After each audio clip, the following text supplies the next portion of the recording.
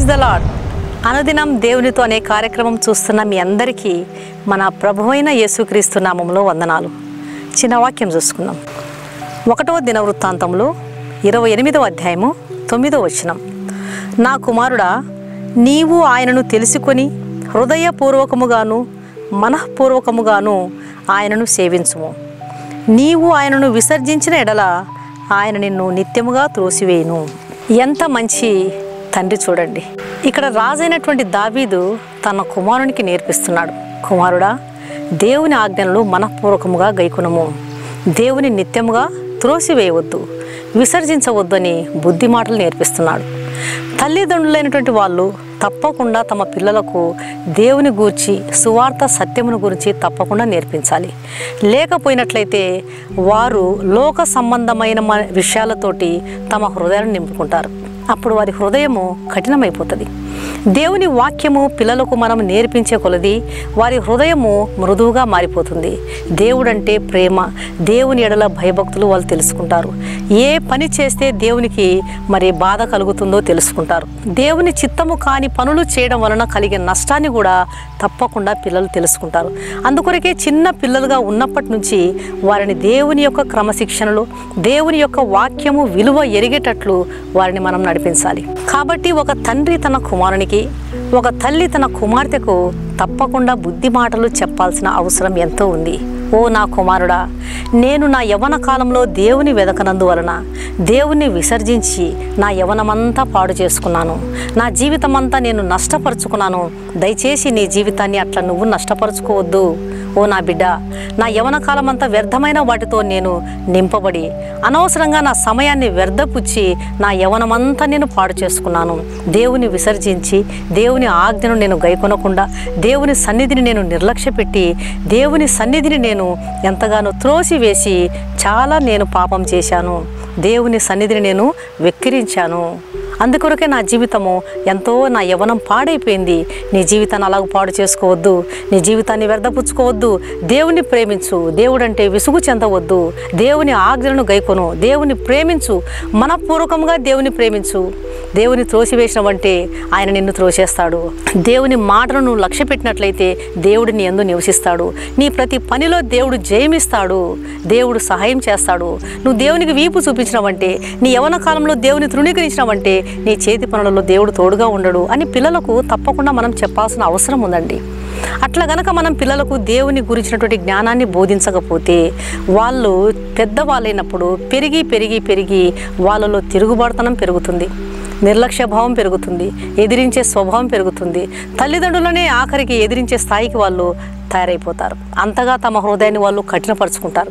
దేవుని వాక్యాన్ని పిల్లలకు బోధించడం ద్వారా, దేవుని ప్రేమను వారికి ప్రకటించడం ద్వారా తల్లిదండ్రులపై ప్రేమ, వెంటనే విధేయత చూపడం, ఎదురు చెప్పని స్థితి వారు నేర్చుకుంటారు. తిరుగుబాటు స్వభావం వాళ్ళలో ఉంటుంది అంటే దేవుని వాక్యం వారికి అందలేదని అర్థం. మేమేదో చర్చికి వెళ్తున్నాం, వస్తున్నాం, ప్రార్థనలు చేస్తున్నాం, సంఘ కార్యక్రమాల్లో చురుకుగా పాల్గొంటున్నాం అనుకునేది కాదు. కానీ చిన్న బిడ్డలుగా ఉన్నప్పుడే వారిని దేవుని మార్గంలో నడిపించాలి. చిన్న బిడ్డలుగా ఉన్నప్పుడే వారితో కలిసి ప్రార్థించాలి. ఉపవాస ప్రార్థన యొక్క ప్రాముఖ్యతను వారికి నేర్పించాలి. దేవుడు అంటే ఎంత ప్రేమ గలవాడు, దేవుని చిత్తం నుండి తొలగిపోవడం వలన ఎలాంటి నష్టాన్ని మనం ఎదుర్కొంటాము. లోకంలో పాపం ఎంత దుర్మార్గత పెరిగిపోయింది. వాటి నుంచి మనం తప్పించబడాలంటే దేవుని వాక్యం ఎంతైనా అవసరమని చిన్న బిడ్డలుగా ఉన్నప్పుడే నేర్పించాలండి. లేకపోతే పెరిగే కొద్దీ వాళ్ళలో పాపం కూడా పెరుగుతుంది, మూర్ఖత్వం పెరుగుతుంది, చెడుతనం పెరుగుతుంది, హృదయం కఠినమైపోతుంది. అలివిగాని వారుగా పిల్లలు తయారైపోతారు. అలాగ తయారైపోయినప్పుడు తల్లిదండ్రులకు ఎంతో దుఃఖాన్ని, దిగులును, చింతను తీసుకొచ్చేవారుగా ఉంటారు. దానికి కారణం చిన్న వయసులో ఉన్నప్పుడే పిల్లలకు దేవుని మార్గాన్ని నేను నేర్పించనందువలనే ప్రభువా అని దేవుని సన్నిధిలో ఎంతో పశ్చాత్తాపడాలి. అయ్యో ప్రభువా, పిల్లలు ఇలాగ తిరుగుబాటుదారులుగా కానికి కారణం నేను చిన్న వయసులో వారికి నీ భయాన్ని నేను పెట్టలేకపోయాను తండ్రి. అయ్యో ప్రభువా, ఈరోజు నా పిల్లల్లో ఇంత పాపము, ఇంత హృదయ కాఠిన్యము చూడడానికి గల కారణం చిన్న వయసులోని దేవుని వాక్యాన్ని కంటత చేసేటువంటి తత్వాన్ని నేను వారికి నేర్పించనందువలననే తండ్రి నన్ను క్షమించు అని దేవుని సన్నిధిలో ఎంతైనా ప్రార్థన చేయాలి. కాబట్టి బిడ్డల కొరకు, ఎంత చక్కటి హెచ్చరికనిస్తున్నాడు రాజైన దావీదు తన కుమారునికి. అలాగే తల్లిదండ్రులమైన మనము కూడా చిన్న బిడ్డలను కూర్చోబెట్టుకొని దేవుని యొక్క వాక్యమును, దేవుని సత్యాన్ని మనపూర్వకంగా గైకొను. ఎన్నడూ దేవుని వాక్యాన్ని త్రోసివేయవద్దు, ఆయనను విసర్జించవద్దని పిల్లలకు చెప్పుటకు ప్రభు మనకు తగిన జ్ఞానాన్ని దయచేయునుగాక. కళ్ళు మూసుకోండి, ప్రార్థన చేస్తాం. పరిశుద్ధురానికి స్తోత్రములు నాయన. రాజైన దావీదు ఎంత చక్కగా తన కుమారునికి నేర్పిస్తున్నాడు. అట్టి కృప మాకును దయచేయండి. పిల్లలు పెరిగి పెరిగి మొండితనం మీకు పెరిగిపోతుంది. తల్లిదండ్రుల మాట వెనక తిరుగులాడేటువంటి తిరుగుబాటు స్వామి ఎక్కువైపోతుంది. దయచేసి ఎంతమంది తల్లిదండ్రులు దిగులు పడి ఈ దినాల్లో చాలా బాధపడుతూ వారికి వీరికి తమ బాధలు చెప్పుకుంటూ ఉంటున్నారు నాయన.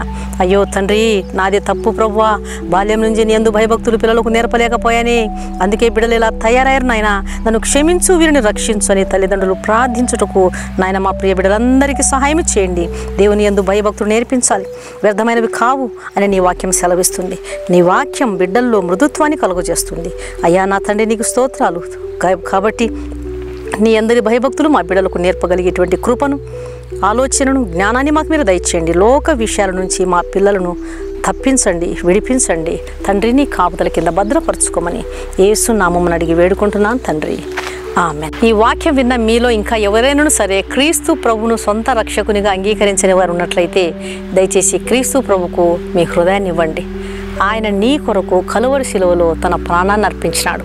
ఆయన రక్తంలో కడుగబడితేనే పాప క్షమాపణ నీకు దొరుకుతుంది, నిరీక్షణ, నిత్య జీవము నీకు దొరుకుతుంది. కాబట్టి ఆయన ఇచ్చే ఉచితమైన రక్షణను స్వీకరించండి, తృణీకరించవద్దండి.